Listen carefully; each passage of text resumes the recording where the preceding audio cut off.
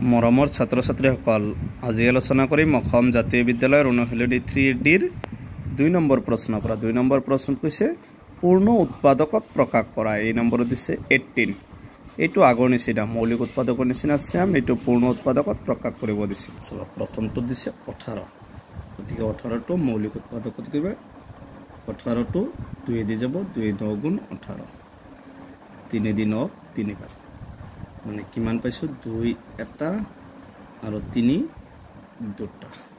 এইটো হৈছে প্ৰথমটো এনসাৰ। তাৰমানে কি এইখিনি পূৰণ কৰিলে আমি 18 পাম চাবা, বা এতিয়া 18 ইকুৱেল লিখিব পাৰিব। 18 ইকুৱেল 2 3 গুণ 6, 6 3 গুণ 18, মানে এইটো হৈছে পূৰ্ণ উৎপাদকত।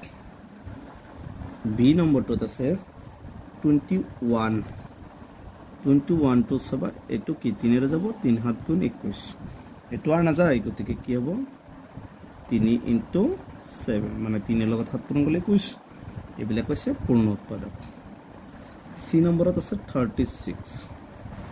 চাবা 36টো 2 যাব, 3 যাব, 3 কৰোঁ 3 1 গুণ 3, 3 2 গুণ 6, 3 কৰোঁ 3 4 গুণ 12, 2 দি 4 দুইবাৰ।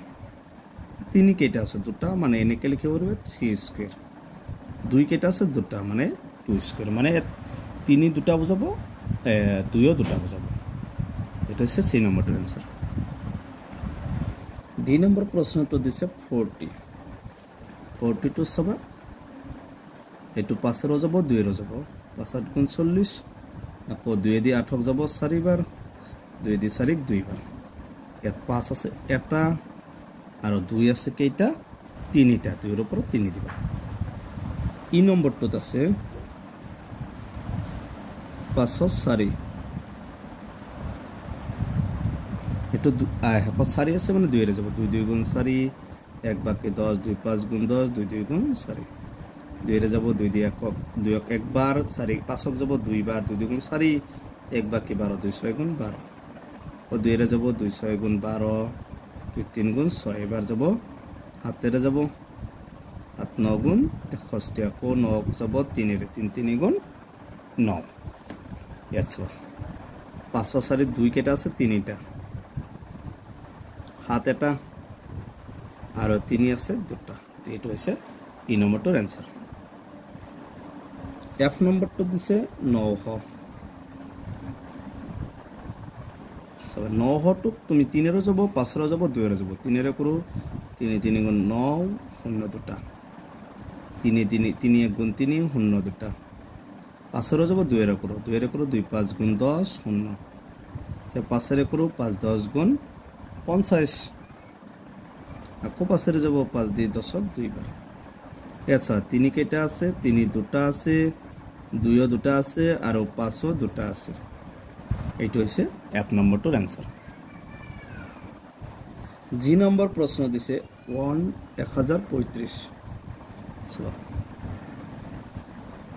শেষত কি আছে ইয়াৰ 5, একক স্থান 5 নাম 5 যাব, 5 2 গুণ 10। ইয়াত কিন্তু অলপ লক্ষ্য কৰিব লাগিব, 5 2 গুণ 10 হ'ল, 5 দি 3ক নাযায়, কাৰণ 5তকৈ 3টো সৰু, মাজত যদি এনেকুৱা সৰু হয় এটা 0 দিবা। 5 দি 35ক এবাৰ যাব 7 বাৰ।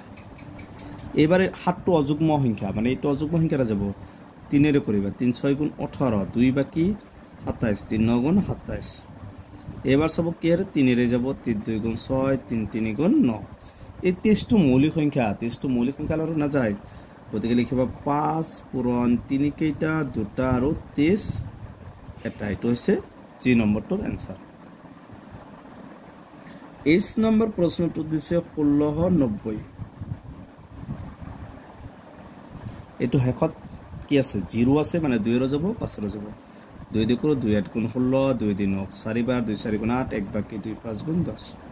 ইয়াৰ শেষত কি আছে 5, মানে এবাৰ 5 যাব, 5 দি 8 যাব 1 বাৰ, মানে কিমান বাকি থাকিল 3, 3 হ'লে 34, 34 হ'লে 6 বাৰ যাব, 5 6 গুণ 30, 30 হ'লে 4 বাকি, 5 9 গুণ 45, এবাৰ যাব 169, মানে এইটো 13 যাব, 13 13 গুণ কিমান 169। গতিকে ইয়াত আমি কি পাইছোঁ 2 এটা, 5 এটা আৰু 13 পাইছোঁ দুটা, 13 স্কুৱেৰ। এইটো হৈছে এইচ নম্বৰটোৰ এনসাৰ।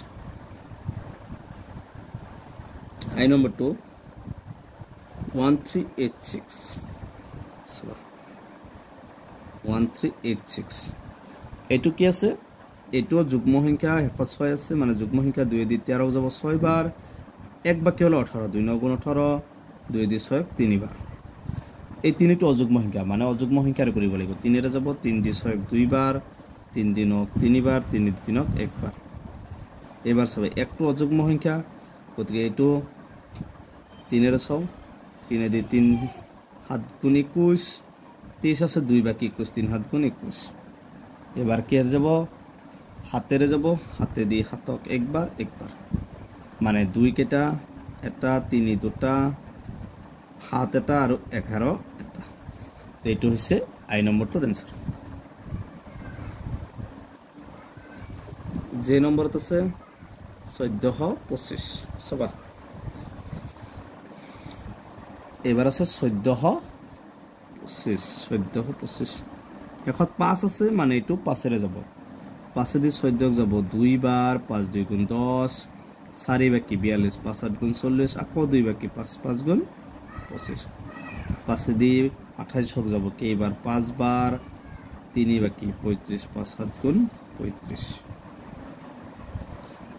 57 কেরে যাব 3 রে যাব 3 দি একবার যাব 2 বাকি 27 3 9 গুণ 27 মানে 5 কেইটা পাইছো আমি দুটা পাইছো 3 পাইছো এটা আৰু 19 পাইছো এটা গতিকে এইটা আছিল 3 ৰ ডি আটাই কেইটা কোশ্চেনৰ সমাধান গতিকে আমি ইয়াৰ পিছৰ ভিডিঅ 4 নম্বৰ লেসনৰ পৰা আলোচনা কৰিম তোমালোকে ভিডিঅটো লাইক কৰিবা চেনেলটো সাবস্ক্ৰাইব কৰিবা থ্যাংক ইউ